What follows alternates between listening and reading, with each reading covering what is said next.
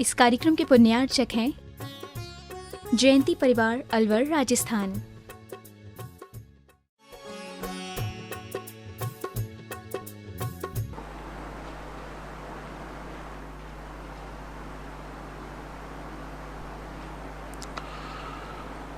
नमो अरिहन्ताणं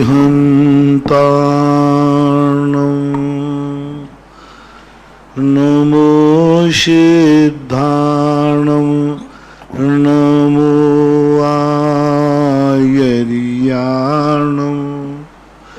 नमो वज्रायाणं नमो लोये सव्यसाहूणम। पंच परमेष्टि भगवान की जय। आचार्य श्री गुरुवर कुंद कुंद महाराज की जय। आचार्य श्री गुरुवर विद्यासागर महाराज की जय। परम पूज्य निर्यापक श्रमण मुनि श्री सुधा सागर जी महाराज की जय। परम पूज्य मुनि श्री महासागर जी महाराज की जय। विद्या जैन बड़ा गांव धसान गुरुवर नमोस्तु। महाराज जी, इनकी जिज्ञासा है, जब सूर्य ग्रहण और चंद्र ग्रहण पड़ता है तो उस समय वह ग्रहण उन बिंबों में पड़ता है या बिंबों में रहने वाले देवों के ऊपर पड़ता है? वो तो कोई ग्रहण कोई चीज नहीं है। दो ग्रह हैं, नीचे छाया बादल जैसी है। जैसे सूर्य के सामने बादल आ जाते हैं, इसी प्रकार राहु और केतु, इनका रंग काला है, विमान का रंग, तो वो नीचे आ जाता, छाया पड़ जाती है। देवों को कोई फर्क नहीं पड़ता, ना चंद्रमा के देवों को ना सूर्य के देवों को, तो मालूम ही नहीं उनके नीचे आ रहा है। नीचे क्या, जैसे सूर्य आकाश में चल रहा है, अब उसके नीचे बादल आ गए तो उसको क्या फर्क पड़ने वाला? कोई फर्क नहीं पड़ता सूर्य के देवों को। अमन जैन ललितपुर गुरुवर नमोस्तु। महाराज जी, इनकी जिज्ञासा है कि ज्योतिष शास्त्र के अनुसार वह ज्योतिषाचार्य क्या मृत्यु के समय को भी बता सकता है? यदि सही ज्योतिष है तो बता सकता है, लेकिन वो भी अकाल मरण को नहीं बता सकते। दुर्घटनाओं को बता सकते हैं, ये कह सकते हैं दुर्घटना है, लेकिन वो दुर्घटना मौत का कारण बन जाएगी ऐसा एक निश्चित घोषणा नहीं कर सकते। हाँ, एक सामान्य रूप से आयु का निर्धारण यदि सही ज्योतिषाचार्य है तो अनुमान से थोड़ा बहुत कर सकते हैं, क्योंकि शास्त्रों में मृत्यु के पूर्व के जो विधिवत मृत्यु होती है, दुर्घटना हो ऐसी हो वो बात अलग है, लेकिन जो अपनी आयु का क्षय होता है उसके अनुसार शास्त्रों में लिखा हुआ है। रिष्ट समुच्चय नाम का एक ग्रंथ है, उसमें मृत्यु के पूर्व जो सहज मृत्यु हो रही है उसके पूर्व कुछ सिस्टम शरीर में होते हैं, उस सिस्टम से पता लगा लिया जाता है। आदि कुमार जैन बंड नागपुर गुरुवर नमोस्तु। महाराज जी, इनकी जिज्ञासा है कि जब भगवान की दिव्य ध्वनि खिरती है तो गणधर परमेष्ठी मुनियों के कोठे में बैठते हैं या अलग से उनका कोई स्थान होता है? ऐसा कोई उल्लेख नहीं पाया गया, अलग से कोई स्थान उनका है ऐसा कोई उल्लेख नहीं। कुछ लोग कहते जरूर हैं कि गणधर परमेष्ठी की बाद में कोई गद्दी कुछ, लेकिन हमें कोई ठोस प्रमाण नहीं मिला कि उनका स्थान अलग से समूषण में किस रूप में होता है, कहाँ होता है। हाँ, वंदना करने का जरूर लिखा है कि इस पीठ कापे से गणधर परमेष्ठी मुनिराज वंदना करते हैं, देवता यहाँ करते हैं। तो वंदना करने का स्थान तो कुछ चर्चा में है, लेकिन उनके बैठने का स्थान कौन सा है ऐसी कोई अलग से कोई चर्चा नहीं, क्योंकि 12 सभाओं के अलावा कोई अलग से कोई चर्चा नहीं की। मात्र जो शासन देवी देवताओं के संबंध में है वो पार्श्व भाग में उनके स्थान होते हैं, ऐसा। महाराज जी, ये और पूछ रहे होंगे कि सामान्य केवली के गणधर नहीं होते तो उनकी दिव्य देशना कैसे खिरती है? उस संबंध में मैंने बता दिया, आगम का इसका कोई कथन नहीं है। सामान्य केवलियों की वाणी किस्मात्मक होती है, उनकी रचना क्या होती है, आगम में कोई विस्तार से वर्णन नहीं है, इसलिए हम कोई चीज को निर्धारित नहीं कर सकते। स्नेहा जैन कोटा गुरुवर नमोस्तु। महाराज जी, ये कह रही है कि आदि पुराण के चतुर्थ पर्व में आया है कि महाबल राजा का राज्य समवर्त था। तो महाराज जी, समवर्त अर्ध समवर्त और विषम समवर्त का अर्थ क्या होता है? महाबल का जो राज्य था समवर्त था। समवर्त यानी चारों तरफ बराबर, यानी ऐसा नहीं कि एक दिशा ज्यादा फैली हो, चारों दिशाओं में एक अलंकारिक भाषा कहलाती है। चारों दिशाओं में बराबर, कहते ना आपका यश चारों दिशाओं में फैल रहा है, किसी दिशा में कम है नहीं, चारों दिशाओं में बराबर फैल रहा है, एक अलंकारिक कथन है और उसका कोई विषय। धीरज जैन मुंबई, गुरुवर नमोस्तु। महाराज जी, इनकी जिज्ञासा है कि क्या भोग भूमि में मुनिराज वहां जा सकते हैं? कौन? भोग भूमि में महाराज जी जा सकते हैं क्या? पूज्यपाद जिनसेन स्वामी ने महापुराण के अंदर भोग भूमि के संबंध में उल्लेख किया है कि एक मुनिराज भोग भूमि में संबोधन करने के लिए गए, तो आगम के अनुसार जाने में कोई बाधा नहीं, पर वो संबोधन करके नहीं जा सकते हैं और कोई विशेष कारण से नहीं।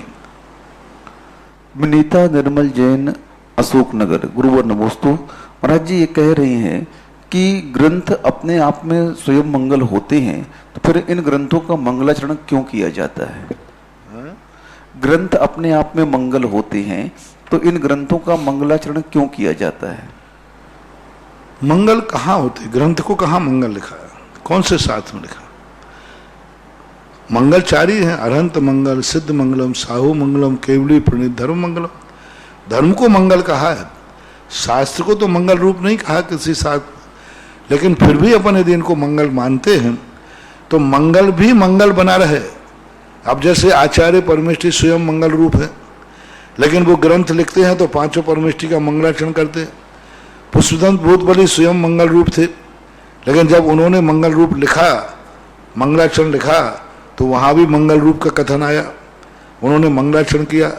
तो इस प्रकार से करने में कोई बाधा नहीं है, मंगल भी मंगल रूप कर सकते हैं। आचार्य हैं और पांचों परमेष्ठी का मंगलाचरण कर रहे हैं, तो होता है। नीलेश जैन, खांदू कॉलोनी, बांसवाड़ा, गुरुवर नमोस्तु। महाराज जी, ये पूछ रहे हैं कि एक अमेरिकन भुट्टा आता है स्वीट कॉर्न के नाम से, तो क्या उस स्वीट कॉर्न को साधु त्यागी वृत्ति ले सकते हैं? स्वीट कॉर्न के नाम से, स्वीट कॉर्न एक अमेरिकन भुट्टा आता है, क्या साधु? मैं उस संबंध में जानता नहीं, एक मक्का जरूर आहार में देते हैं, लेने में कोई बाधा नहीं। अब मैं उस संबंध में जानता नहीं हूँ कौन सा।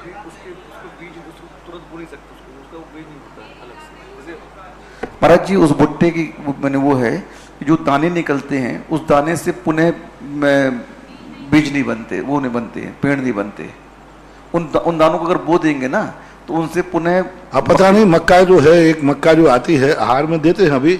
अब वो अमेरिकन क्या नाम है मुझे पता नहीं, सूरज से शुरू हुआ था। हाँ, अब पहले प्राय हम लोग साधुओं को आहार में देते हैं, सूरज से शुरू हुआ था। उसके संबंध में जानकारी की, अभी बीज की जानकारी तो कोई हमारे नहीं, और बीज नहीं होता है उसमें, तो भी क्या लेने में तो कोई बाधा नहीं। यदि अंकुरित नहीं भी होता है तो कोई बाधा नहीं, इसकी विस्तार जानकारी कर लूंगा। श्रीमती प्रीति सलेन जैन, देवास, गुरुवर नमोस्तु। महाराज जी, साधु के 28 मूल गुण होते हैं और कहीं कहीं सील के 84,000 मूल गुण भी कहे हैं, और एक जगह हमने 34 मूल गुण भी साधु के पढ़े हैं। तो महाराज जी, इसमें से कौन से मूल गुण हम साधु के माने? साधु के 28 मूल गुण होते हैं और सील के 84,000 गुण भी होते हैं, और इनने कहीं पर सरस्वती, ज्ञान सरस्वती कोई किताब होगी, उसमें पढ़ा कि 34 गुण भी साधु के होते हैं। आप तो कुंद मूल को मानो, ये दुनिया भर के प्रपंच मत मानो।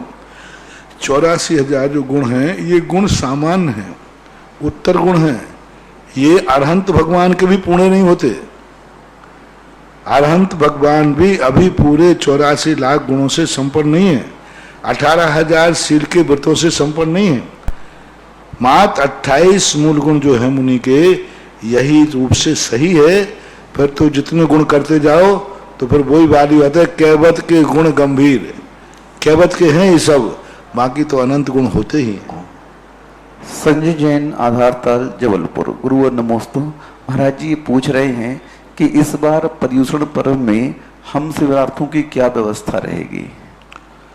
अभी इस संबंध में हमने कोई विचार किया नहीं।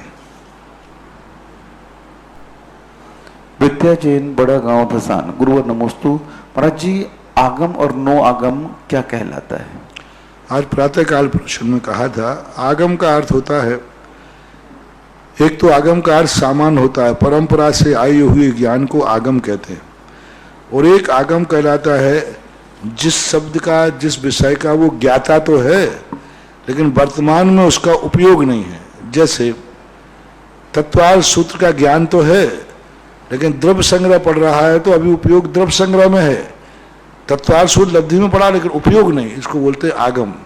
और नो आगम का कहलाता है जिस समय जो पढ़ रहा है उसी में उसका उपयोग होता है, उसको नो आगम बोलते हैं। ये जैन आगम के रूढ़ अर्थ हैं, रूढ़ शब्द हैं। कुसुम जैन, लक्ष्मी नगर, दिल्ली, गुरुवर नमोस्तु। महाराज जी पूछ रही हैं कि लॉकडाउन के दौरान में हम लोग मंदिर की जिनवाणी घर में लाकर रख सकते हैं पूजन पाठ स्वाध्याय के लिए? मंदिर की जिनवाणी पूजन पाठ स्वाध्याय के लिए घर में लाकर रख सकते हैं क्या? मंदिर की जिनवाणी नहीं रखना चाहिए। अभी लॉकडाउन चल रहा, महाराज जी क्या करें वो लोग बेचारे? मंदिर की खरीद लो या फिर कमेटी से पूछो तो पैसा डालो। और एक जिनवाणी पूजा की किताब तो आप लोगों के घरों में होना ही चाहिए। प्रत्येक घर में और शास्त्र रखें या नहीं रखें, लेकिन पूजन की किताब तो हर व्यक्ति के घर में होना चाहिए। कब संकट आ जाए उस संकट में भक्तांबर सुनाना पड़े, कब संकट आ जाए कोई सहस्त्र नाम पढ़ना पड़े, कब ऐसा भाव, तो एक किताब तो आप लोगों के घरों में जिनवाणी यानी पूजन की किताब प्रत्येक जैनी के घर में होना चाहिए। ये पहचान है, ये जिनवाणी नहीं है भगवान के द्वारा, ये भक्तवाणी है जो पूजन आदि किताबें होती है। अब उसमें तत्वार्थ सूत्र आदि इसलिए लिख देते हैं कि कभी पाठ आदि के काम में आते हैं। पायल जैन, गंज बासौदा, गुरुवर नमोस्तु। महाराज जी, आपने चक्रवर्ती विवाह के संबंध में कहा था कि दोनों जो विवाह में बनने वाले हैं उनको उपवास करना चाहिए, उपवास करना चाहिए। तो महाराज जी, किसी की उपवास करने की शक्ति नहीं है तो वो क्या करे फिर, एक आसन या? आप लोग पूरी बातें सुनते नहीं, वो बार बार वही बातें पूछते हैं।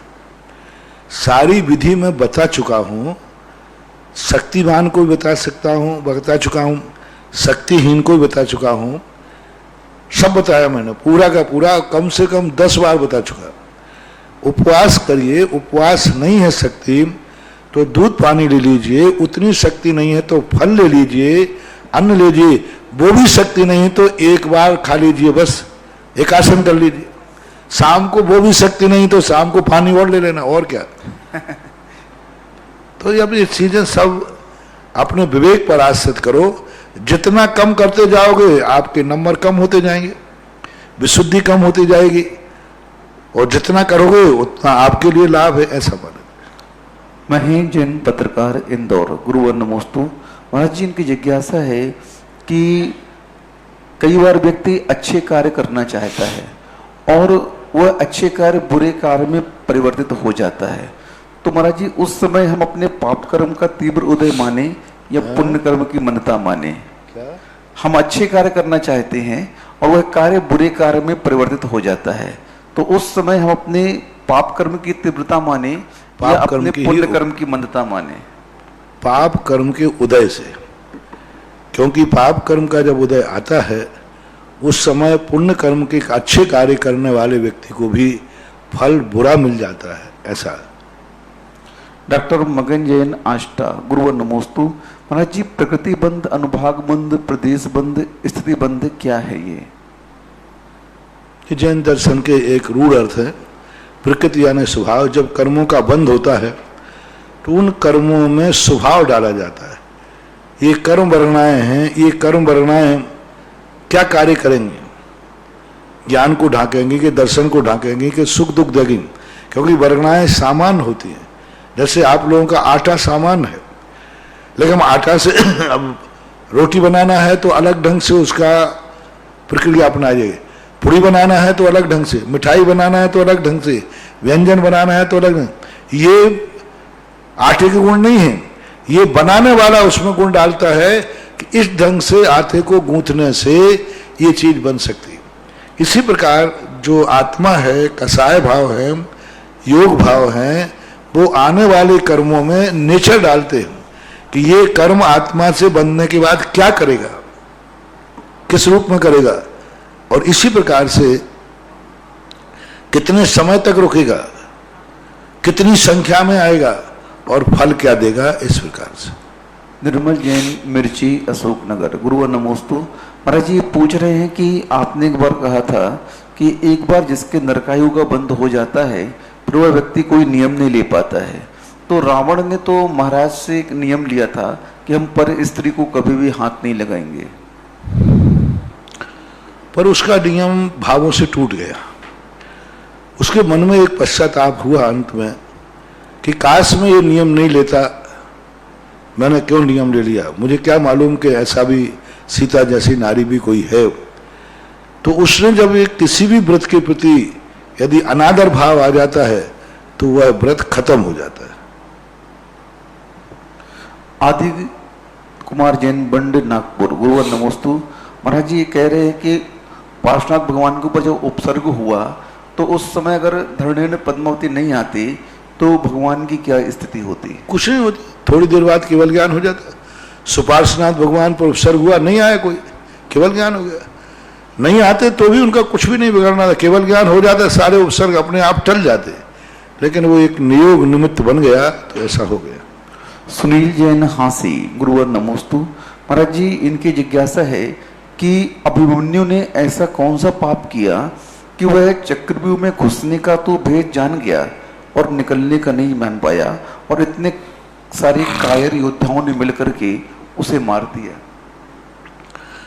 ज्ञानावरणी कर्म का उदय, ज्ञानावरणी कर्म का तीव्र उदय हो जाने से वो ऐसे सारे निमित्त मिल जाते हैं कि वो जानना चाहता है लेकिन जानने में नहीं आ पाया, बताने वाले ने बताया लेकिन नहीं बता पाया, तो ज्ञानावरणी कर्म का उदय।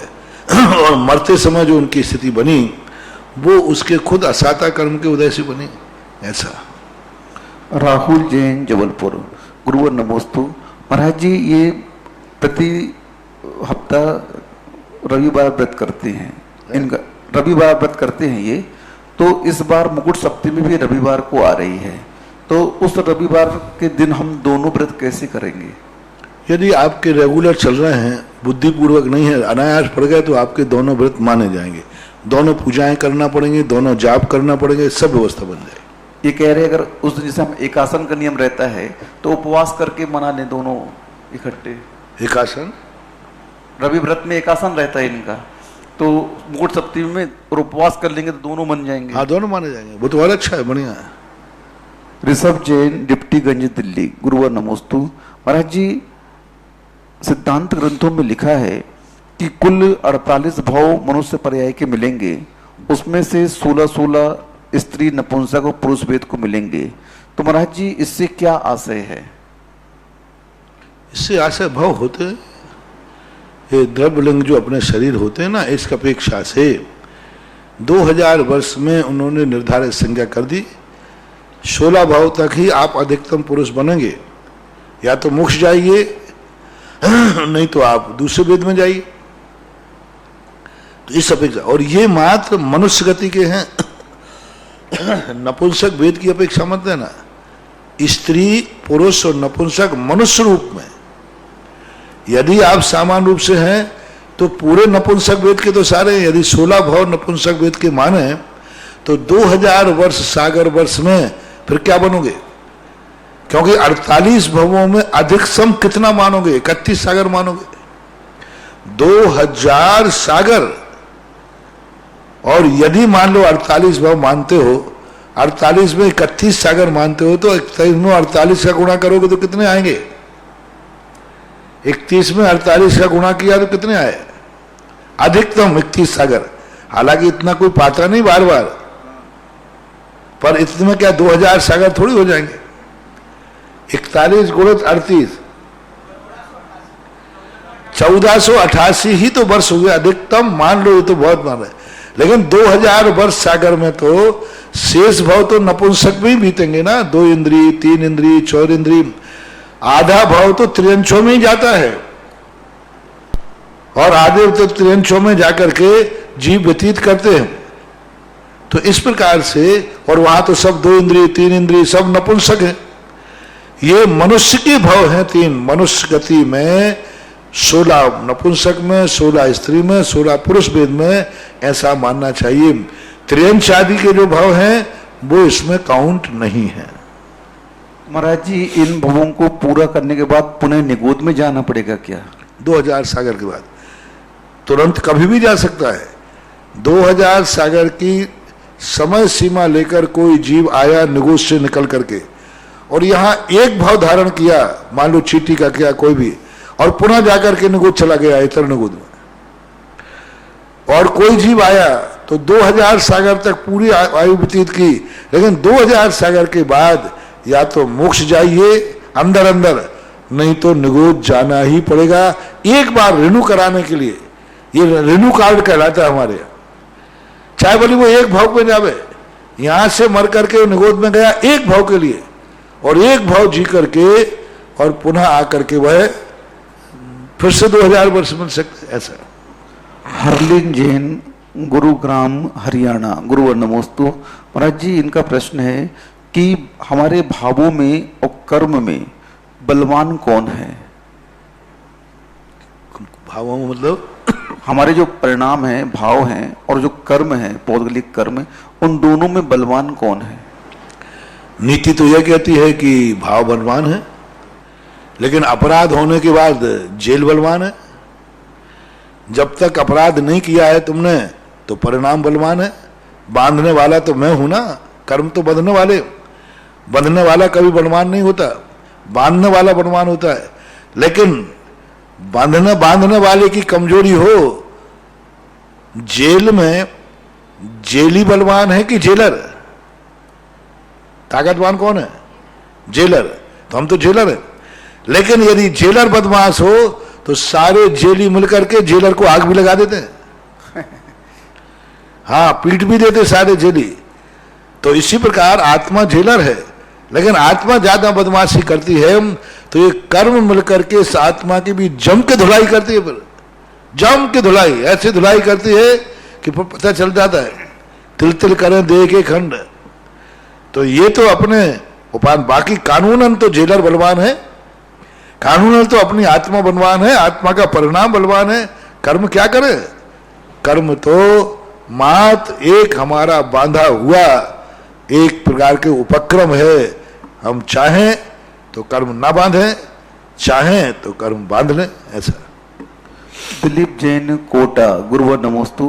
महाराज जी, इनकी जिज्ञासा है कि सनत कुमार मुनि महाराज ने बमन करके उस भवन के कण के माध्यम से अपने शरीर को स्वर्ण में बना दिया और उस वैद्य को बता दिया, तो महाराज जी इसमें मुनिराज को दोष नहीं लगा होगा? वो वहां कोई प्रसंग अलग है। जब किसी चीज की धर्म की प्रभावना होती है, कोई चुनौती दिखाना पड़ती है तो दिखाना भी पड़ता है। कई बार दिखाए, कई महाराजों ने, कई लोगों ने चमत्कार दिखाना पड़े।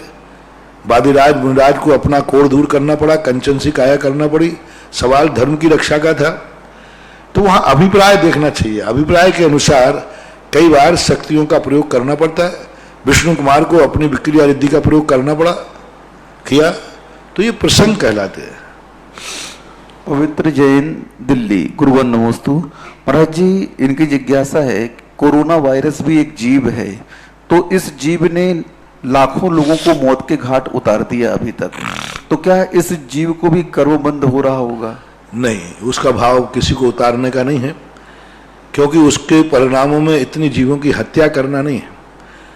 वो नेचुरल रूप से अपने आप में लोग मर रहे हैं, उसको आपके साथ उसका मेल नहीं खा पा रहा है, उसका भाव मारने का ना होने से वो नहीं। हाँ, उसने कोई ऐसा पाप किया है, हालांकि जो गुण उसमें है वो तो परघात प्रकृति है, यानी उसका पुण्य कर्म का उदय है। हमारे शास्त्रों में परघात प्रकृति पुण्य प्रकृति है। तो कोरोना जो है परघात प्रकृति को लेकर आया है, तो उसका तो पुण्य का उदय है, लेकिन उसको पाप का बंध इसलिए नहीं है क्योंकि उसको किसी को मारने का भाव नहीं है, इसलिए। विनीता जैन, अशोकनगर, गुरुवर नमोस्तु।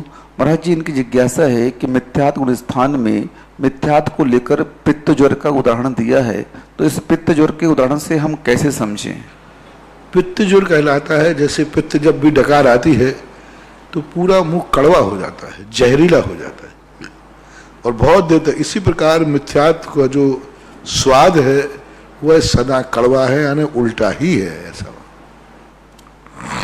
वो पूछ लेते, वो है परमानंद जी के परम पूज्य आध्यात्मिक संत तीर्थोद्धारक मुनि पुंगव सुधा सागर जी महाराज की श्री मुख से जिज्ञासा समाधान के लोकप्रिय कार्यक्रम को देश दुनिया के तमाम भक्त जो सुन रहे हैं उन सब की ओर से बारंबार नमोस्तु नमोस्तु नमोस्तु। पूज्य गुरुदेव के प्रभाव से न केवल राजस्थान में बल्कि भारतवर्ष में अनेक तीर्थों का निर्माण और तीर्थों का उद्धार हुआ है। ऐसे पूज्य गुरुदेव के चरणों में नमन करते हुए एक भक्त ने चंद्रोदय तीर्थ क्षेत्र चांदखेड़ी के लिए जो पूज्य गुरुदेव के आशीर्वाद से असीम कालीन भक्तांबर जी का वहां आयोजन किया जा रहा है, उसके लिए अपना एक नाम प्रेषित किया है। श्रीमान अमीर चंद जी, कस्तूरीबाई, शुभम, रजनी, अशोक जी, रश्मि, सिद्धार्थ, आर्जव कोठारी, सागर आर्जव के जन्मदिन के उपलक्ष्य में असीम कालीन भक्तांबर में एक और नाम आया है। श्री प्रभात कुमार, श्रीमती संध्या जैन, सुपुत्र समकित, बेटी दामाद मधुर सौम्या, साड़ूमल वाले, ललितपुर। आपने भी चंद्रोदय तीर्थ चांदखेड़ी में पूज्य गुरुदेव की पावन प्रेरणा से जो असीम कालीन भक्तांबर वहां पाठ किया जाना है, विधान आपकी ओर से वर्ष में एक दिन होगा। यह सौभाग्य आप सब भी प्राप्त कर सकते हैं और अपने नाम कमेटी तक भेज सकते हैं। यहाँ तपोदय तीर्थ बिजोलिया में भी असीम कालीन भक्तांबर आपकी ओर से एक दिन हो सकता है। उसके लिए 51,000 रुपए की राशि आपको सिर्फ एक बार जमा कराना है। आपको वर्ष में एक बार समस्त सुविधाओं के साथ 15 लोगों की साथ आप यहां पधार कर यह लाभ ले सकते हैं और साथ ही आपको एक नंदिया व्रत से युक्त चांदी का सिक्का आपके परिवार की स्मृति के लिए जीवन भर तक मिलता रहेगा। ऐसा सौभाग्य आप प्राप्त कर सकते हैं। इन्हीं की जिज्ञासा है। ललितपुर से प्रभात कुमार की जिज्ञासा है कि हे गुरुदेव, आपने त्रिकाल चौबीसी का निर्माण ललितपुर में विशाल स्तर पर किया जा रहा है। पाषाण की त्रिकाल चौबीसी बन रही है। हे गुरुदेव, इसके पहले त्रिकाल चौबीसी का भारत में सर्वप्रथम कहाँ का उल्लेख है या हमारे ललितपुर में ही पाषाण की पहली त्रिकाल चौबीसी बन रही है? सबसे प्राचीन त्रिकाल चौबीसी शास्त्रों के अनुसार तो भरत चक्रवर्ती ने कैलाश पर्वत के ऊपर बनाई थी। वर्तमान शिल्प के अनुसार मुक्तागिरी के पास एक झरने के नीचे गुफा है, उसमें त्रिकाल चौबीसी गुफा की दीवारों पर उत्कीर्ण है। और रही बात मेरे द्वारा त्रिकाल चौबीसी की जो पहली बार पूछना चाहो तो अशोकनगर के लिए, अशोकनगर में पहली त्रिकाल चौबीसी की स्थापना की थी।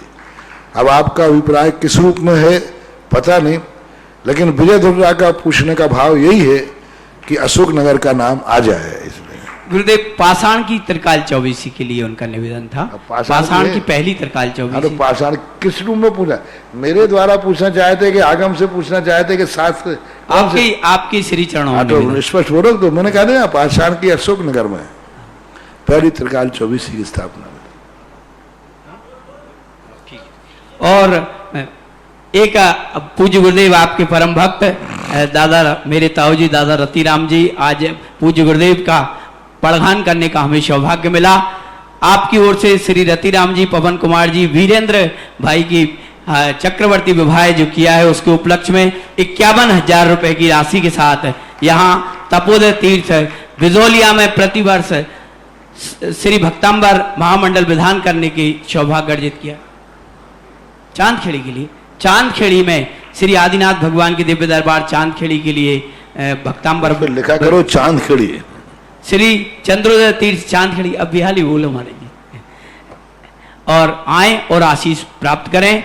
श्री देखो, जो जहां पर विधान करना चाहते हैं, क्योंकि यहाँ बहुत सारे खाते खुले हुए हैं।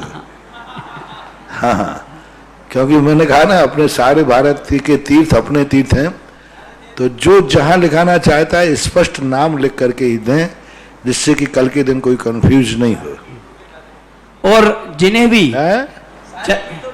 चंद्रोदय तीर्थ चांदखेड़ी के लिए नाम देना हो, भक्तांबर विधान के लिए वहां दे सकते हैं। तपोदय तीर्थ बिजोलिया में भी यह पूज्य गुरुदेव के आशीर्वाद से असीम कालीन भक्तांबर का कार्य प्रारंभ हो गया अब है। देखो बिजोलिया के तो 400 से ऊपर पहुंच चुके हैं। जय हो बिजोलिया वाले अपन ने पार्श्वनाथ जी 365 भगवान की। किया था, 400 से ऊपर पहुंच चुके हैं, 425 की लगभग।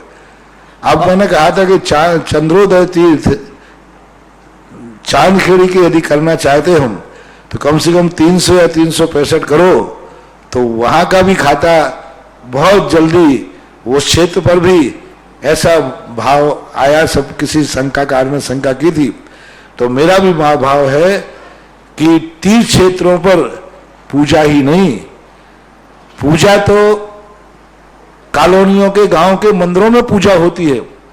तीर्थ क्षेत्रों की विशेषता होना चाहिए कि यहाँ प्रतिदिन विधान होते हैं। जय हो जय हो। मंदिर की विशेषता हो कि प्रतिदिन पूजा हो, और तीर्थ क्षेत्र की विशेषता हो कि प्रतिदिन विधान हो। तो चांदखेड़ी के अंदर, चंद्रोदय के अंदर विधान की शुरुआत हो, और जितने जल्दी हो उतना अच्छा। लेकिन 300 से ऊपर आप कर लोगे तो फिर वहां पर भी आपको यही जय जयकार, यही भगवान का विधान प्रतिदिन होना मिलना शुरू हो सकता है। आप सब चाहें तो अपने नाम यहाँ स्क्रीन पर चल रहे हैं, उन नंबरों पर अपने नाम भेज दें। यहाँ से आपके नामों की विधिवत घोषणा की जा सकेगी और आपको तिथि भी दे दी जाएगी, जिससे कि आप विधान का सौभाग्य अर्जित करें। श्री तपोदय तीर्थ पर भगवान पार्श्वनाथ स्वामी की विशाल वेदी पर शरण का कार्य प्रारंभ है, और इस हेतु श्रीमान प्रकाश चंद जी बमौरी वाले टीकमगढ़ ने 5101 रुपए की राशि भेंट की है। साथ ही श्रीमान संतोष कुमार जी, शांति देवी, अनिल कुमार जी, लोकेश कुमार जी, पंकज कुमार जी, रेवाड़ी वाला परिवार ने भी 5101 रुपए की राशि स्वर्ण दान में घोषित की है।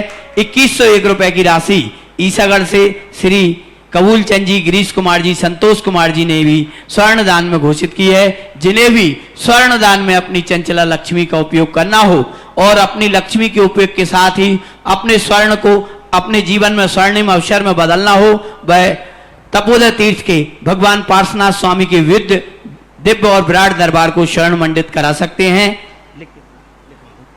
अगली जिज्ञासा है अभी जैन मोहीवाल, छोटी बिजोलिया से। पूज्य गुरुदेव के चरणों में बारंबार नमोस्तु नमोस्तु। मेरी जिज्ञासा है, अपने मन को पॉजिटिव कैसे रखें, क्योंकि हमारा मन किसी भी विषय में नेगेटिव ही ज्यादा सोचता है। हमेशा ये सोचना चाहिए कि जो हम सामने वाले के संबंध में सोच रहे हैं वो भी तो हमारे संबंध में कुछ सोच रहा है। हम सामने वाले को बुरी दृष्टि से देख रहे हैं तो वो भी तो हमें बुरी दृष्टि पे देख रहा है। सामने वाले के प्रति हम जो विचार रख रहे हैं वो हमारे प्रति भी रख रहा है। हम सोचते हैं कि मैं ही विचार रख रहा हूं, वो तो सामने वाला बुद्धू है। हर व्यक्ति अपने आप को बहुत होशियार मानता है, बहुत कलाकार मानता है, अपने आप को बहुत विद्वान मानता है। यही उसकी सबसे बड़ी पराजय है।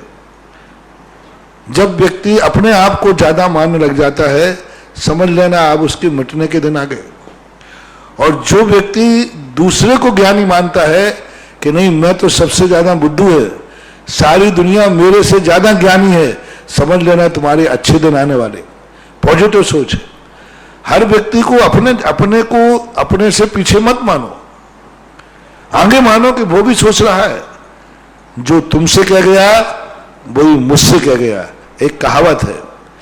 जब तुम्हारे परिणाम बिगड़ते हैं तो सामने वाला बिगड़ता है। तुम सामने वाले के संबंध में बुरा सोचते हो तो वो भी तुम्हारे संबंध में बुरा सोचना लगता है। और हमेशा जो मैं कहता हूं, पॉजिटिव सोचने का सबसे बड़ा तरीका है ये पोजीशन। हम दूसरे पर एक उंगली उठा रहे हैं तो 3 उंगलियां तुम्हारी तरफ मुड़ के कह रही हैं सावधान। देखो क्या स्थिति बनी, 3 उंगलियां तुम्हारी तरफ, तुम दूसरे में एक गलती देख रहे हो।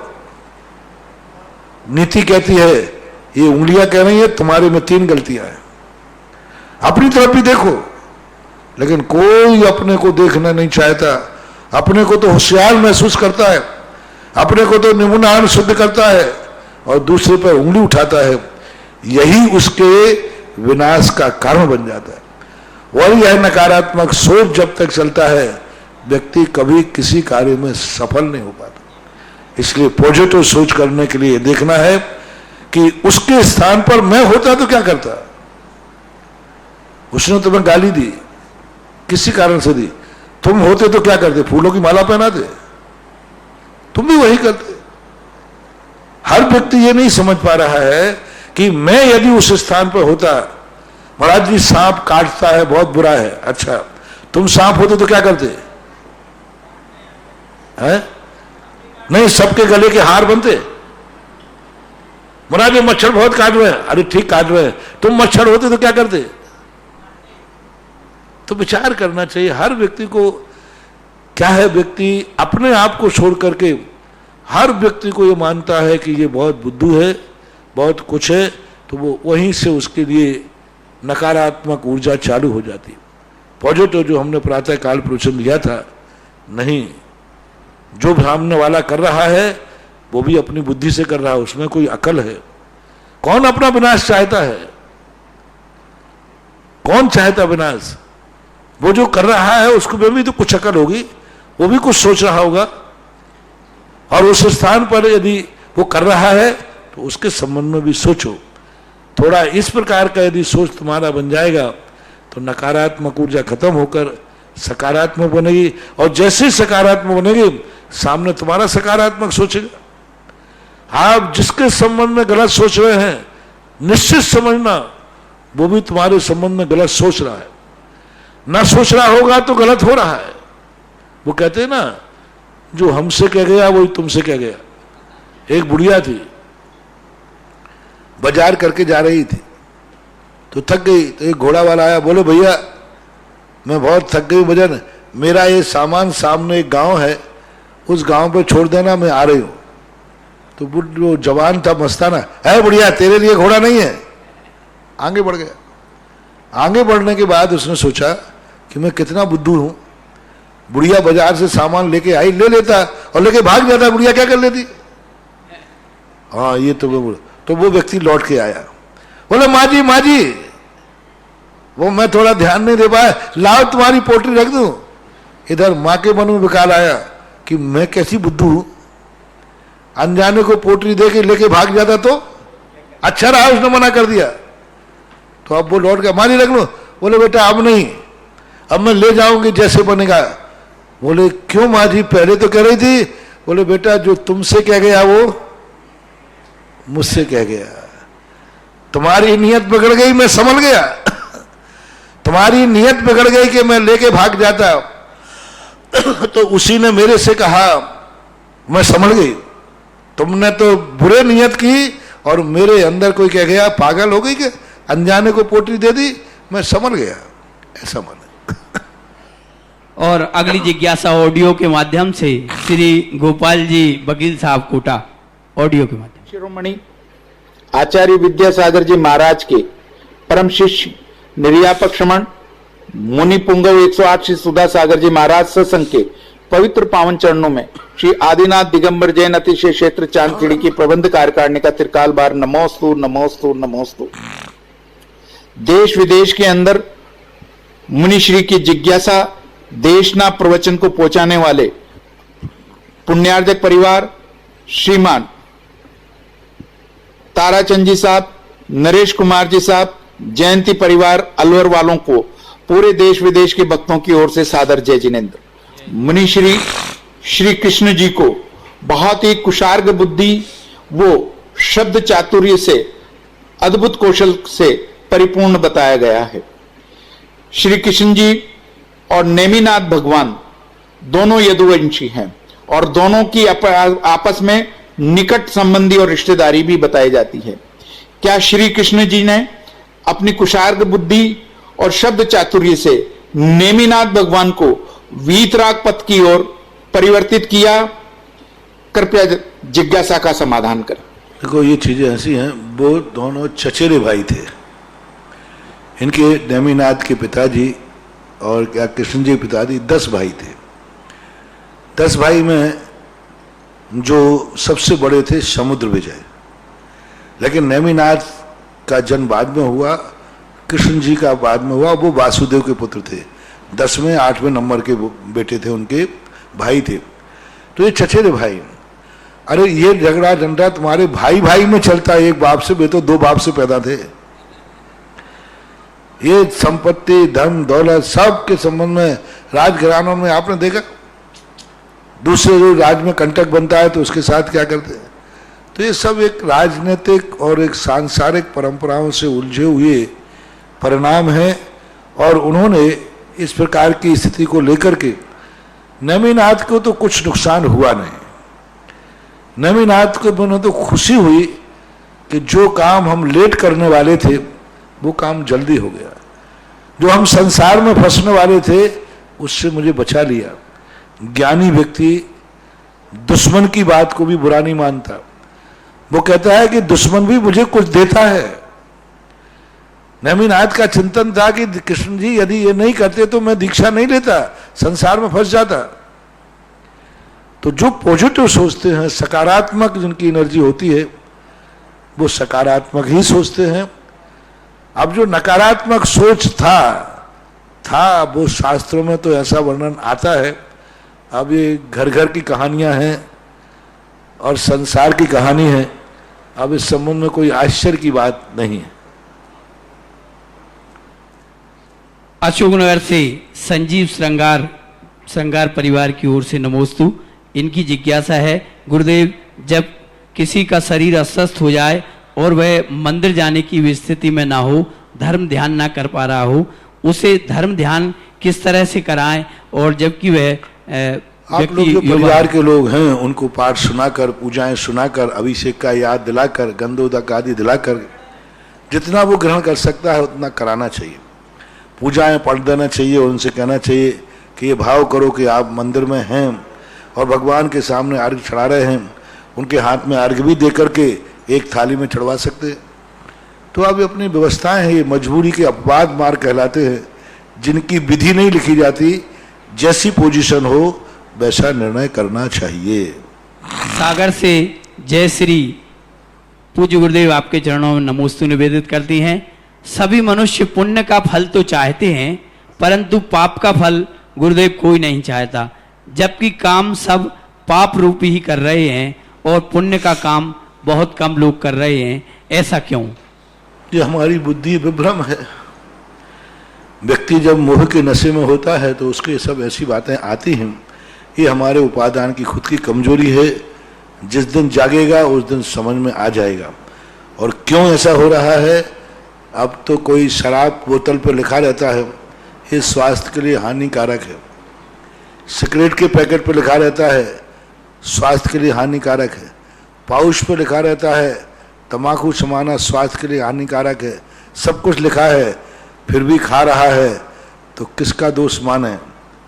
विनाशकालीन विपरीत बुद्धि है। अगली जिज्ञासा ऑडियो के माध्यम से। परम पूज्य निर्यापक श्रमण मुनि पुंगव श्री सुधा सागर जी महाराज के श्री चरणों में सुरेंद्र भारती परिवार का त्रिवार नमोस्तु। परम पूज्य मुनि श्री, हम सब एक उद्घोष करते हैं, जैनम जयतु शासनम। 2 शब्द प्रचलन में हैं, एक शासन और दूसरा अनुशासन। जो अनुशासन का पालन नहीं करता है वह शासन की अवज्ञा करता है। हमारे यहाँ जिनेंद्र भगवान का शासन चल रहा है, चलता रहेगा, और जो अनुशासन का दायित्व है वह साधुओं का है, श्रावकों का है। मेरी हार्दिक अपेक्षा है कि आप बताएं कि शासन का स्वरूप क्या है और अनुशासक या अनुशासन कैसा होना चाहिए।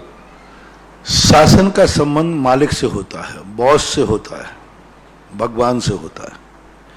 धर्म के क्षेत्र में शासन का अर्थ होता है भगवान का शासन। राजनीति क्षेत्र में कहते फलाने राजा का शासन है। शासन का अर्थ है मालिक। अनुशासन का संबंध होता है अनुयायी से। राजनीति में प्रजा और धर्म नीति में भक्त। तो भक्त शासन, मान लीजिए अभी धर्म की बात आपने की, तो शासन जिनेन्द्र देव का मानेगा, जैन शासन। अनुशासन जैन धर्म, जिनेन्द्र भगवान से संबंध नहीं रखता। अनुस प्रत्यय जो लगा है, शासन के पीछे चलने वाला, शासन के अनुकूल चलने वाला, शासन की व्यवस्थाओं को मानने वाला, शासन के दायरे में चलने वाले को अनुशासन बोलते हैं। तो भगवान का तो शासन है, अनुशासन अपर लोगों का है। अब अनुशासन के दो भेद किए, एक जैन दर्शन ने मुनि और एक श्रावक, यानी शासन के दो विभाजन कर दिए भक्तों के लिए। शासन तो एक ही है, जिनेन्द्र देव एक ही है, लेकिन उसके अनुशासन दो रूप में। जिनेन्द्र भगवान ने अपनी वाणी दो रूपों में करी, एक महाव्रत के रूप में और एक अणुव्रत के रूप में, एक अनगारी और एक सागारी।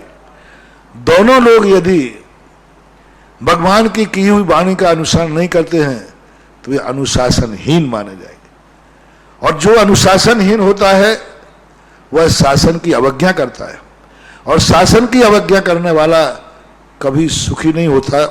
जैसे राजा का शासन है और राजा की अवज्ञा करेगा, राजा के प्रतिकूल चलेगा, कानून के प्रतिकूल चलेगा, तो वह कभी सुखी नहीं हो सकता। राजा उसे दंडित करेगा, राजा उसे जेल में डालेगा, सुख देने की अपेक्षा जो सुख है वो छीन लेगा। इसी प्रकार हमारे यहां जिनेन्द्र भगवान का शासन है, तो जिनेन्द्र भगवान तो दंडित नहीं करेगा, वो तो तटस्थ है, न्यायिक स्वभावी है। लेकिन जिनेन्द्र भगवान का अनुशासन तोड़ने वाला कर्म उसको दंडित करेगा, और कर्म ऐसा दंड करेगा जो तुम्हारा सुख है इसको भी खत्म कर देगा, नया सुख तो मिलेगा नहीं। इसलिए अनुशासन का अर्थ होता है कि जो भगवान ने नियम बनाए हैं उन नियमों का पालन करना। जो श्रावक के नियम हैं षडावश्यक, जो श्रावक 6 आवश्यक का नहीं पालता है वो अनुशासनहीन है, और जिन शासन के अंतर्गत नहीं आएगा उसको कर्म दंडित करेगा। जो मुनि हैं उनके भी आवश्यक हैं, उनके भी मूल गुण हैं, उनको पालन नहीं करता तो वो भी अनुशासनहीनता कहलाती है। इसलिए शासन और अनुशासन ये दोनों एक दूसरे से जुड़े हुए हैं। अनुशासन नहीं है तो शासन कहां से आ गया, और शासन नहीं है तो अनुशासन कहां से आ गया।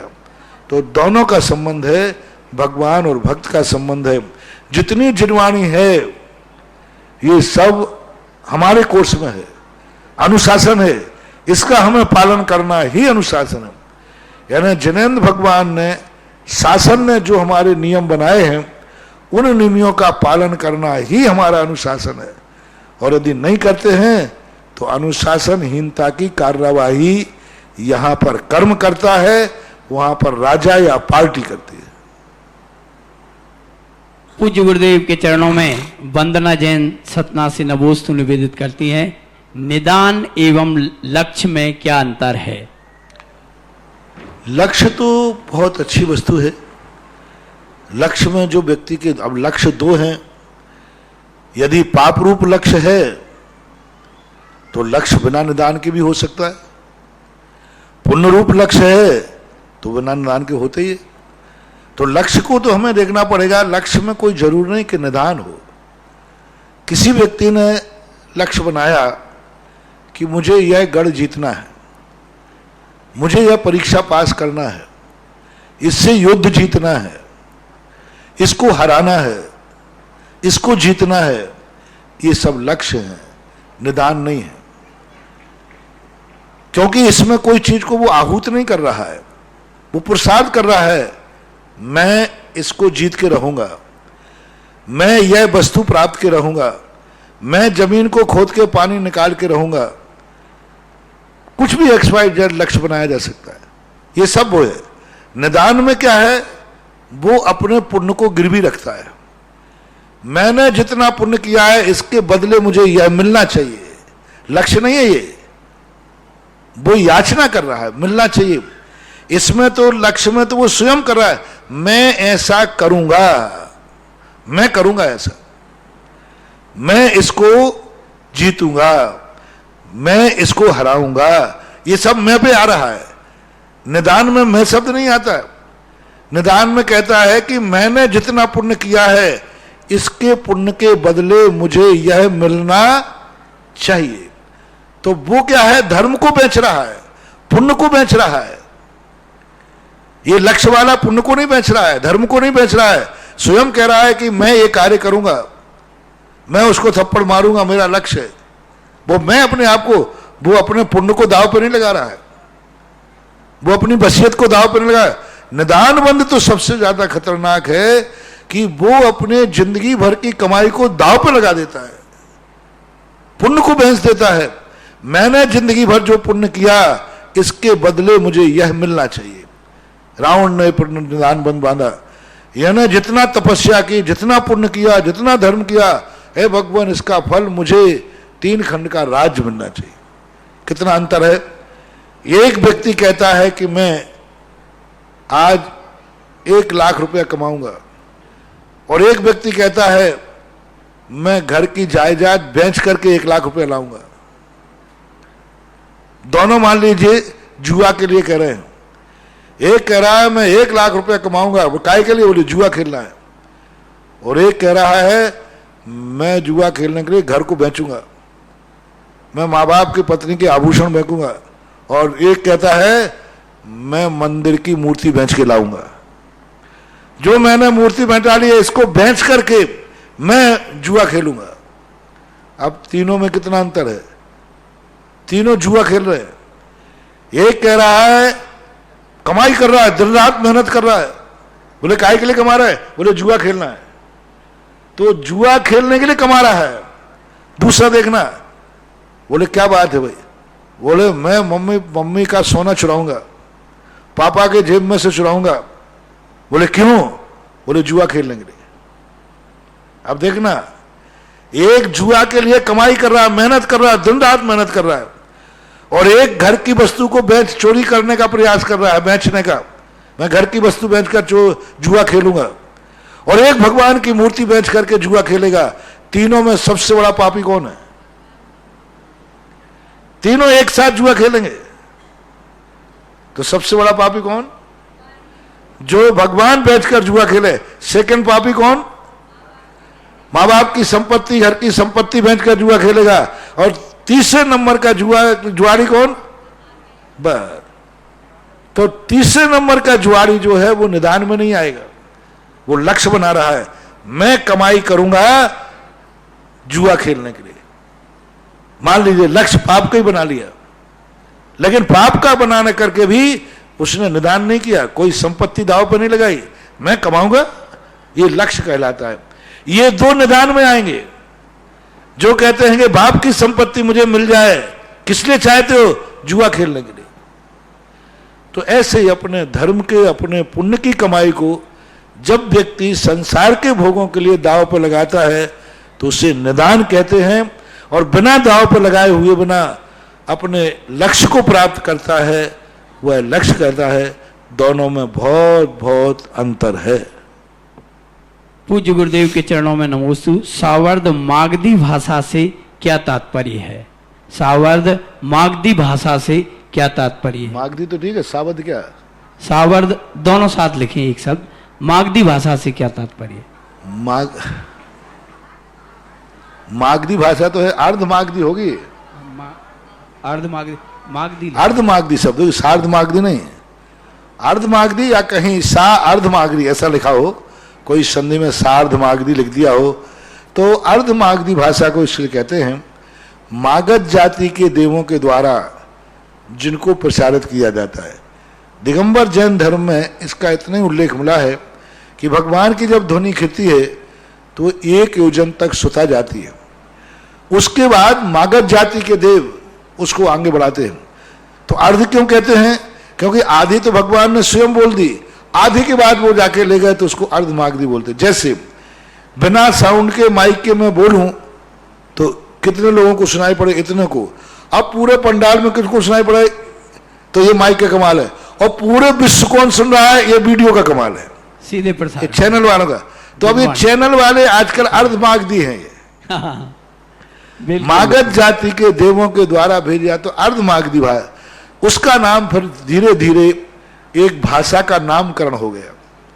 हालांकि अर्धमागध जाति की कोई भाषा नहीं थी, वो मात्र जो भगवान बोलते हैं, जितनी भाषाएं सब होती हैं, सभी भाषाओं को आगे भेजते हैं वो। मान लीजिए 1 योजन के अंदर जो लोग बैठे हैं वो तो सुता सुन रहे, 1 योजन के बाहर जो लोग हैं उनको सुनाने के लिए वह भाषा सभी भाषाओं को भेजेंगे। आगम के अनुसार अर्धमागधी नाम की कोई भाषा नहीं है, मात्र मागध जाति देव भेजते हैं, सो उसको बोलते हैं अर्धमागधी। बाद में जाकर के लोगों ने भाषा का नामकरण किया, तो प्राकृत भाषा की एक शैली का लेखक ने, जिसने भी भाषा की व्याकरण बनाई, उसने उसका नाम अर्धमागधी रख दिया। प्राकृत भाषा के 2 रूप बने, अर्धमागधी और शौरसेनी। श्वेतांबर साहित्य जो लिखा है वो अर्धमागधी भाषा में प्राय लिखा है। दिगंबर जैन साहित्य जितना लिखा है वो शौरसेनी प्राकृत में लिखा गया है। इस अपेक्षा से समझना चाहिए। परम पूज्य गुरुदेव के चरणों में मेरा बारंबार नमोस्तु। मेरे गुरुदेव, मेरी बेटी का रवि व्रत का पहला व्रत अज्ञानता के कारण छूट गया, क्या आगे के भी सभी व्रत करने से उसका व्रत पूरा माना जाएगा? आगे बढ़ा लेना चाहिए, किसी कारण से छूट गया है तो आगे बढ़ा लें। अगली जिज्ञासा ऑडियो के माध्यम से। मेरे परम श्रद्धेय गुरुदेव को मेरा और मेरा परिवार वालों का नमोस्तु। मैं बीना जैन गया से बोल रही हूँ। कोई भी आयोजन होता है गुरुदेव, मेरी इच्छा हमेशा प्रथम कलश लेने की रहती है और प्रायः लेती भी हूँ। अभी गया के चौमासा में मैंने प्रथम कलश की बोली ली है। मेरी जिज्ञासा यह है गुरुदेव कि प्रथम कलश की बोली लेने का क्या महत्व है, कृपया समाधान करें। गुरुदेव नमोस्तु। प्रथम कलश का बोली का तो महत्व प्रथम ही है, और क्या है, बहुत बड़ा महत्व होता है। कोई भी चीज की प्रथम क्रिया करने वाला व्यक्ति, उस संबंधी जितनी भी होती हैं, आप लोग देखने वाले लोग, पहले कलश में ज्यादा जोश रहता है कि दूसरे कलश में? पहले कलश में। देखने वाले भी सबको एक जोश रहता है। तो प्रथम कलश का हर चीज में कहते हैं ना, first impression is last impression. पहला सुधर गया तो सब सुधर गया। और सबसे बड़ी कलश की कौन सा कलश? अब चतुर्मास का पहला कलश कि शांति धारा का पहला कलश? कोई भी कलश है तो महत्व तो उनका होता ही है, क्योंकि प्रथम तो प्रथम ही होता है, मूल्य तो उसी का होता है। सेकंड का महत्व होता नहीं, सो बात नहीं है, लेकिन प्रथम प्रथम ही होता है, ऐसा मानना चाहिए। पूज्य गुरुदेव की मधुर वाणी सुनकर चंद्रोदय तीर्थ चांदखेड़ी के लिए हमारे परिवार से आदरणीय चाचा जी श्री राजकुमार जी, राधेलाल जी धुर्रा, अर्चना दीदी, गुड़िया दीदी, मुनिया दीदी, चंचल दीदी सभी यहाँ दर्शन को पधारी हैं। इस दिन को स्थायी बनाने के लिए श्री चांदखेड़ी तीर्थ में स्थायी भक्तांबर महामंडल विधान करने का संकल्प आपके श्री चरणों में ले रही हैं। नमोस्तु अर्पित करते हुए निवेदन हमें आशीष दें। और अगली जिज्ञासा शिवरार्थी सुधीर जैन बरेला जबलपुर से पूज्य गुरुदेव के चरणों में नमोस्तु निवेदित करते हैं।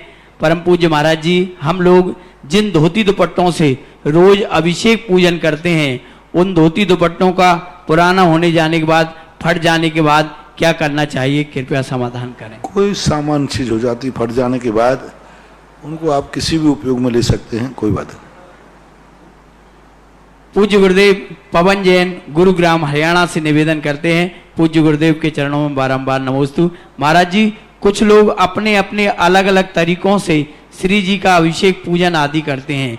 कुछ अभिषेक मार्जन के पहुंचे श्री जी की प्रतिमा जी को बार बार अपने सिर पर रखते हैं, कोई बार बार भगवान के चरण छूते हैं, कोई व्यक्ति अलग अलग तरीके से धोती बांधते हैं। कुछ तो ज्ञानी लोग बिना धोती के ही या पीछे खुर से भी ऐसे ही अभिषेक करने लगते हैं, बार बार कहने पर भी नहीं मानते। इसका समाधान करने की कृपा मैं क्या करूं? करें। अब नहीं मानते तो नहीं मानते, वो भोगेंगे। उनको जो फल मिलना चाहिए, अभी कहा था ना, अनुशासनहीनता का जो फल होता है वो उनको मिलेगा, यानी उनके लिए जो फल मिलना चाहिए उससे वो वंचित रहेंगे। क्रिया और क्रिया में अनुशासन रखना, क्रिया और क्रिया के विधि रखना। एक उदाहरण दिए देता हूं। एक कोई आंसर सवाल है, उस सवाल में 20 नंबर है, 5 नंबर तो होते हैं आंसर पर और 15 नंबर होते हैं उसकी विधि पर। एक व्यक्ति ने सवाल किया, हल किया, पूरी विधि गलत थी लेकिन आंसर सही था, तो 5 नंबर मिल जाएंगे। एक व्यक्ति का आंसर तो गलत था लेकिन विधि सही थी, 15 नंबर मिल जाएंगे। तो जो प्रकार के इस प्रकार की अनुशासनहीनता कर रहे हैं उनको 20 में से 5 नंबर मिलेंगे, और जो अनुशासनबद्ध होकर करते हैं उनको 20 नंबर मिलेंगे, या 15 नंबर तो मिलेंगे ही मिलेंगे। सीधी बात यहाँ है। जय हो। यदवा तो बता ढंग से करते हो, कभी भी मूर्जन राम मूर्ति उठाना, कपड़े कैसे भी पहन के जाना। गृहस्थ के लिए हमेशा कपड़ा, 2 बात ध्यान रखना, गुरु को आहार देते समय और भगवान का अभिषेक पूजन करते समय हमेशा लुंगी नहीं लपेटना चाहिए, बहुत अमंगल है, अशुभ सूचक है। कांच होना चाहिए, पीछे की कांच, जैसे कांच कहते हैं। कांच के बिना कभी अभिषेक पूजन और आहार 2 क्रियाएं नहीं करना चाहिए। कई लोग ऐसे लुंगी लपेट लेते हैं मुल्लों जैसी और पहुंच जाते हैं भगवान के अभिषेक करने, आहार देने। ये परंपरा ठीक नहीं है। वो एक प्रकार के एक व्यक्ति को माता आचार्य श्री ने छूट दी थी 10 प्रतिमाधारी के लिए। बहुत बड़ा डिसीजन हुआ था नैनागिर के अंदर। जब नैनागिर के अंदर निर्णय हुआ कि भाई छुल्लक का भेष हो गया, अब 10 प्रतिमाधारी का क्या भेष रहे, क्या पहचान रहे, तो वहां 2 प्रकार के विकल्प आए। ब्रह्मचारियों के लिए 10 प्रतिमा दी जाए तो उनकी क्या पहचान हो कि लोग पहचाने कि ये 10 प्रतिमाधारी हैं। तो उस समय 2-3 निर्णय हुए। एक बाहर एक निर्णय हुआ कि उनके पास पीतल का कमंडल हो, लेकिन वो कमंडल जैसा हो, चूड़ी वाला कमंडल हो, उस कमंडल को देख के लगा दिया जाए कि ये 10 प्रतिमाधारी ब्रह्मचारिणी है, और वे शुद्धि शौच आदि के लिए बाहर खुले, मतलब बाहर जाएं, जो बने हुए लेट बात में ना जाए, निमंत्रण से भोजन करें, ये तो उनके नियम में। लेकिन कमंडल उनकी पहचान बनाया गया था। अब ब्रह्मचारियों के लिए क्या किया जाए, तो ब्रह्मचारियों के लिए 2 रूप सामने आए। एक तो 10 प्रतिमाधारी का कमंडल की बात आई, लेकिन थोड़ा सा था तो वे उनको एक टावल दी गई, मतलब कपड़ा दुपट्टा, वो घुटनों तक हो, आधा घुटना दबा हो और आधा घुटनों से ऊपर नहीं, घुटनों तक हो, घुटनों से थोड़ा सा, घुटना भर ढका हुआ हो। नीचे की जो पिंडली है ये उस दुपट्टा से लगाते समय निकली हुई होना चाहिए। यानी एक दुपट्टा को लपेट लें और वो लपेट में माथ घुटने ढकना चाहिए, घुटने दिखना नहीं चाहिए, घुटने से थोड़ा सा नीचे तक जाना चाहिए। ऐसा कपड़ा लपेटना चाहिए तो उसको देख करके, और एक दुपट्टा ऊपर ओढ़ने का होना चाहिए, और उसके अंदर लंगोट जरूर होना चाहिए। लंगोट, एक दुपट्टा घुटने तक वाला और एक चद्दर, ये 10 प्रतिमाधारी ब्रह्मचारी का भेष होना चाहिए। उनके लिए निश्चित किया गया था। अब तो ये लुंगी सब लगाने, प्रतिमा ही नहीं है तो लगा रहे हैं, 2 प्रतिमाधारी हैं तो लगा रहे हैं, एक भी प्रतिमा नहीं है, ब्रह्मचारी है तो भी लगाए घूम रहा है। तो ये उसकी एक आसाधना हो गई, बहुत बड़ी आसाधना हो गई। और उन 10 प्रतिमाधारियों के लिए कोई अभिषेक पूजन आहार करना कोई जरूरी नहीं था, कोई जरूरी नहीं, वो 10 प्रतिमाधारी हो गए क्योंकि उत्कृष्ट श्रावक में हो गए। उसके नीचे के श्रावकों के लिए सभी को ध्यान रखना, अभिषेक और आहार करते समय सिर ढका हुआ होना चाहिए। उगड़े हुए सिर से, चाहे पुरुष हो चाहे महिला हो, चाहे बच्ची हो चाहे बच्चा हो, यदि उगड़ा हुआ सिर है अमंगलिक है, अशुभ है, शुभ का संकेत नहीं है। तो आहार देते समय सिर, यानी बाल दिखना नहीं चाहिए, सिर के बाल बांध करके बनना चाहिए। और जो नीचे का वधु वस्त्र है, धौत जिसे कहा महापुराण के अंदर, उसकी कांच लगना चाहिए विधि पूर्वक। और कांच लगे हुए वाला ही, कांच जान गए ना आप लोग, पीछे खोलते हैं, वो लगाए हुए होना चाहिए। वही व्यक्ति आहार दे सकता है, वही भगवान का अभिषेक कर सकता है। तो ये जो विधियां थी हमारी, इस विधि के अनुशासन में करते हो तो ठीक, नहीं तो दादागिरी में तुम करो। कौन रोकता है महाराज, मैं तो करूंगा, करो, कौन मना कर रहा है। 15 नंबर कटेंगे। धोती दुपट्टा पहनने का, भगवान को उठाने का, सब में नंबर कटते हैं। महातकेला तुमने अभिषेक की क्रिया, आहार दे दिया, अभिषेक कर लिया, 5 नंबर ले जाओ, 5 नंबर में पास हो जाओ तो ठीक है। 20 में से 5 नंबर मिलने पर पास माना जाएगा कि फेल? फेल ही माना वो जाएगा। 33 नंबर तो 33% हो गया क्या? नहीं हुई, नहीं हुआ। हाँ, तो 33% हुए ही नहीं तो फेल हो गया वो। इसलिए इन क्रियाओं का ध्यान रखना चाहिए, इनका बहुत बड़ा महत्व होता है। अगली जिज्ञासा श्री आराधना दीदी गुना। आराधना दीदी। जटिलतम कठिनतम समस्याओं के हे सरल समाधान, प्राणी मात्र की ओर से आपके चरणारविंद में नमोस्तु नमोस्तु नमोस्तु।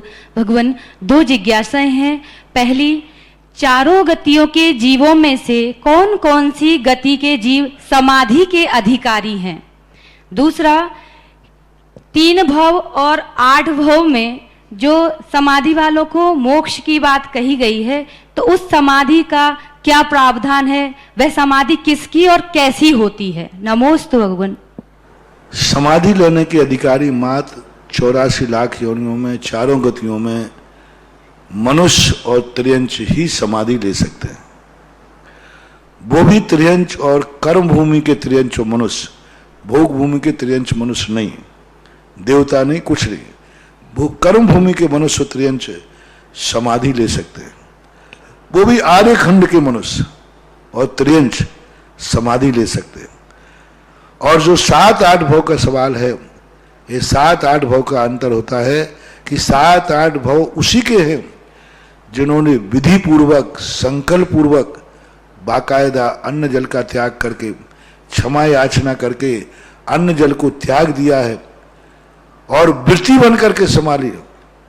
बिना वृत्ति बने बिना पंचम गुण स्थान से समाधि होती है, चौथे गुण स्थान में कोई समाधि नहीं होती। अविरत सम्यक दृष्टि की समाधि नहीं होती। समाधि लेने वाला, क्योंकि कई आचार्यों ने समाधि को 12 व्रतों में लिया, कई आचार्यों ने समाधि को 12 व्रतों का फल बताया। तो इन सब बातों को ध्यान में रख करके पंचम गुण स्थान वर्ती, चाहे त्रियंच हो चाहे मनुष्य हो, पंचम गुण स्थान से ही समाधि होती है। जो व्रत 12 व्रत आदि लेकर के पंचम, जो व्रत लेकर समाधि करते हैं, उनके 2-3 भव और 7-8 भव रह जाते हैं। दूसरी विधिवत संलेखना की है। विधिवत का अर्थ सबसे क्षमा मांगी, अन्न जल का त्याग किया और अपने आप में सब प्रकार का जो नियम बताए गए हैं उन नियमों को पाला। 12 वर्ष लेकर के अथवा एक अंतर मुहूर्त में भी, यदि एक अंतर मुहूर्त आयु के पहले उसने सब कुछ प्रक्रिया कर ली, सब कुछ क्षमा मांग ली, अन्न जल त्याग दिया होश पूर्वक और ध्यान में बैठ गया, उसके भी 3-4 भव 7-8 भव रह सकते। 3 भव का अर्थ होता है कि यहां से उसने स्मरण किया, देव बना, वहां से आके मनुष्य बना और मुनि बन के मोक्ष चला गया। 7-8 भव इसी प्रकार लगा लेना कि वो यहां से देव, देव से मनुष्य, ऐसे 7-8 भव करके 8वें भव में नियम से वह मोक्ष को प्राप्त हो लेगा। लेकिन वही जो संलेखना पूर्वक, समाधि अलग चीज होती है, संलेखना अलग। संलेखना पूर्वक मरण करने वाले लोगों का 7-8 भव है। सामान्य समाधि पूर्वक मरने वाले के तो 6-7 गुण स्थान में मुनिराज मरण को प्राप्त होते हैं। भावलिंगी है, दुर्गति नहीं हुई, लेकिन 7-8 भव की सीमा भी नहीं रही, ऐसा जानना चाहिए। भारतवर्षीय दिगंबर जैन महिला महासमिति की राष्ट्रीय अध्यक्ष अगली जिज्ञासा लेकर आ रही हैं श्री शीला जी डोंडिया। नमोस्तु गुरुवर, ये मेरी जिज्ञासा नहीं है, इंदौर से रेणु जी ने भेजी है। वो आपकी अनन्य भक्त है और उन्होंने बोला है कि आप जो भी मार्गदर्शन देते हैं उसका मैं यथावत पालन करने की कोशिश करती हूँ। आपने गुरुवर 5 पापों के लिए बताया कि 5 पाप करने वाले की दुर्गति होती है, लेकिन गुरुवर आपने ये भी बताया कि यदि पश्चाताप की अग्नि के अंदर वो मनुष्य जलता है और उनका प्रायश्चित करता है तो उसके वो पाप कम हो जाते हैं। तो वो कह रही है कि मैं खूब पश्चाताप करती हूँ, लेकिन आपसे या कैसे इसका प्रायश्चित लेने के लिए कहाँ जाना पड़ेगा? आपके पास आना पड़ेगा या उनके कोई और गुरु हो तो उनके पास जाना पड़ेगा? कैसे वो क्या करे? कुछ पाप ऐसे होते हैं जिनका प्रायश्चित नहीं लिया जाता। प्रायश्चित वहां से शुरू होता है जहां पाप का त्याग हो जाता है। त्याग होने के बाद फिर जब उनका दोष लगता है तो प्रायश्चित होता है। त्याग ही नहीं किया है और पाप को पाप मान के पश्चाताप कर रहे हैं तो फिर पश्चाताप ही आपका त्याग है, क्योंकि अविरत सम्यक दृष्टि संसार की क्रियाएं करता है, छोड़ नहीं पाता, लेकिन उन क्रियाओं के प्रति उसका एक विकल्प भाव आता है, त्याग का भाव आता है। उसके लिए शास्त्रों में कोई प्रायश्चित का उल्लंघन नहीं किया। बहुत सारे पाप ऐसे हैं जो आप किसी को प्रायश्चित ले भी नहीं सकते, बता भी नहीं सकते, कह भी नहीं सकते। इसलिए उन्होंने कहा, आचार्यों ने, कि प्रायश्चित उन्हीं का लो जिनका तुम त्याग कर चुके थे। अब तुम्हें जिंदगी में कभी करना नहीं था, फिर भी उस तरफ तुम्हारा मन मचल गया, उस तरफ तुम्हारे द्वारा कृत हो गया, उस समय तुम्हारे द्वारा कार्यत हो गया, तो उसका प्रायश्चित होता है। तो आपको अपने 5 पापों के ऊपर, क्या आपने 5 पापों का त्याग किया है? यदि त्याग किया है तो फिर आपको किसी गुरु के पास जाके प्रायश्चित लगना पड़ेगा। त्याग नहीं किया है लेकिन आपके उसके प्रति उदासीन भाव है तो आपको प्रायश्चित लेने की जरूरत नहीं, पश्चाताप ही प्रायश्चित है।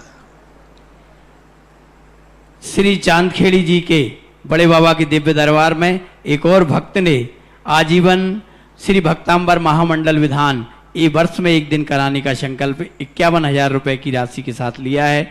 श्रीमती विजय जैन, नेहा जैन एवं गर्भस्थ शिशु मोहित जैन, नेमी श्री विधि विधान प्रीति छोटा भैया बेंगलोर से इन्होंने पूज्य गुरुदेव का आशीर्वाद चाहा है, विधान के लिए आशीर्वाद चाहा है। और अगली जिज्ञासा प्रदीप गोधा बिजौलिया से पूज्य गुरुदेव के चरणों में बारंबार नमोस्तु निवेदित करते हुए अपनी जिज्ञासा रख रहे हैं। भोग भूमि के अंत में कल्प वृक्ष समूल नष्ट हुए थे या उन्होंने भोग की वस्तुएं देना बंद कर दिया था? गुरुदेव समाधान। भोग भूमि के अंत में कल्प वृक्षों से समूल नष्ट हुए थे या भोग की सामग्री देना बंद कर दिया था? पहले तो धीरे धीरे भोग की सामग्री कम होती गई, एकदम नष्ट नहीं हुए हैं, पहले कम होती गई। तो एक सीमांतक नाम के कुलकर हुए, उन्होंने फिर सीमा बांध दी, क्योंकि कम देने लगे तो लोगों में झगड़े होने लगे। तो उन्होंने कहा इस कल्प वृक्ष के से सामान इतने ही लोग लेंगे, इससे ज़्यादा नहीं लेंगे।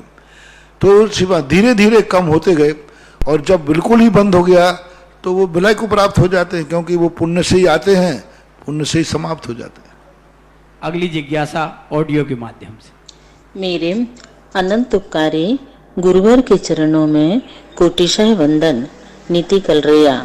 गुरुवर, मरण के समय कई जीवों को वेदना होने से संक्लेशित परिणाम हो जाते हैं कि भगवान का नाम भी नहीं ले पाते हैं। तो हमें अंतिम समय ऐसा क्या पुरुषार्थ करना चाहिए जिससे असाता कर्म साता में बदल जाए और भगवान का नाम लेते हुए प्राण निकले? नमोस्तु गुरुवर। जब उसको संक्लेश परिणाम हो गए तो अब उसको क्या करना चाहिए तो उसके बस में है ही नहीं, वो तो बिगड़ चुका।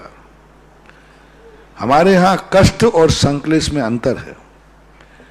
सम्यक दृष्टि ज्ञानी जीव को कष्ट तो होता है, चीखता चिल्लाता है, लेकिन संक्लेश नहीं होता। संक्लेश किसे कहते हैं?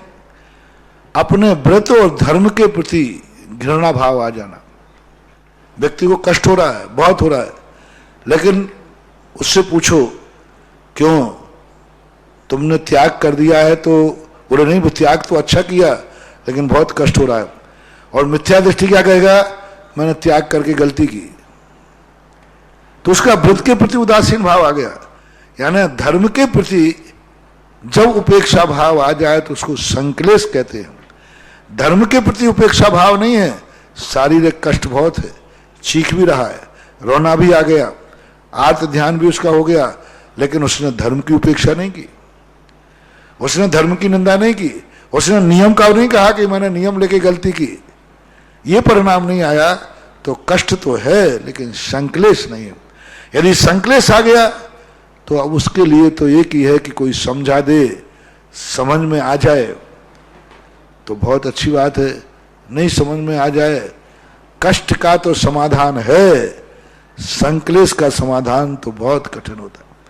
कष्टों का समाधान तो है, औषधि है, दवाई दे दो, लेकिन संक्लेश का समाधान तो मात्र उसको समझाना ही है, संबोधन है, समझ में आ जाए तो अच्छी बात, नहीं आ जाए तो क्या।